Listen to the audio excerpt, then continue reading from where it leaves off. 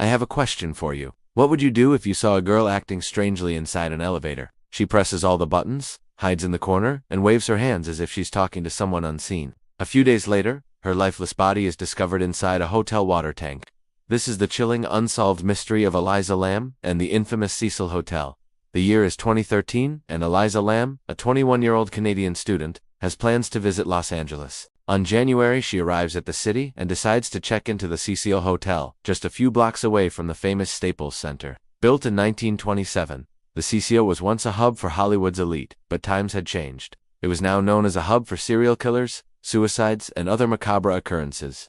But Elisa didn't know any of that when she booked her room on the 14th floor. Elisa would only be staying for a few nights, but she would never make it out alive. Just 3 days later, her family in Vancouver grew concerned when she stopped calling home. At first, they assumed she was busy exploring LA, but after a week, they knew something was wrong. After exhausting all other leads, they contacted the police, who began searching for the missing student. But it would be the surveillance footage from the hotel elevator that would captivate the world's attention. At 1:43 a.m. on January, Elisa was captured on camera getting into the elevator. She was alone. In the footage, she presses several buttons, steps out, and then back in again. For a moment, it appears as though she is talking to someone who isn't there. She looks up and down the shaft as if listening to a voice. Then she does something that would raise suspicion. Elisa hides in the corner, behind the blue line, making vague hand gestures as if she was speaking to someone. She continues to make these bizarre movements and twitches while rocking back and forth. If this were any other circumstance, it would appear comical. But given the circumstances, it was downright creepy. Days turned into weeks with still no sign of Elisa. Police had very little to go on except the strange elevator footage. But as the investigation continued, they would find a clue that would lead to a horrifying discovery. On February, guests at the hotel complained about low water pressure. Concerned staff checked the rooftop water tanks, and what they found shocked them. Floating inside the water tank was the lifeless body of Elisa Lam. At first, the police called it suspicious, but later ruled her death as an accident, citing her bipolar disorder as a factor. According to the coroner, Elisa most likely climbed through a maintenance opening near the top of the water tank and drowned.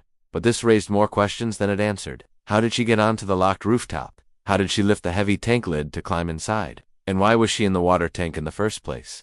The police suspected foul play, but after months of investigation, they were unable to find a suspect. They continued to search for answers, but the truth was lost with Elisa in the bottom of that water tank. To this day, the case remains officially unsolved. There are many theories to explain the elevator footage and Elisa's strange behavior. Some believe she was being stalked by someone in the hotel, perhaps even Richard Ramirez, also known as the Night Stalker, who stayed in the Cecil during his crime spree in the 1980s. He is suspected of killing dozens of people in LA County, many of whom were at the Cecil, but Elisa was only 21 years old. Richard Ramirez would have been 55 at the time and not living at the Cecil. Others believe that the elevator footage shows Elisa having a psychotic break, which may have been brought on by the strong emotions following a fight with her boyfriend. But this doesn't explain how she ended up in the water tank.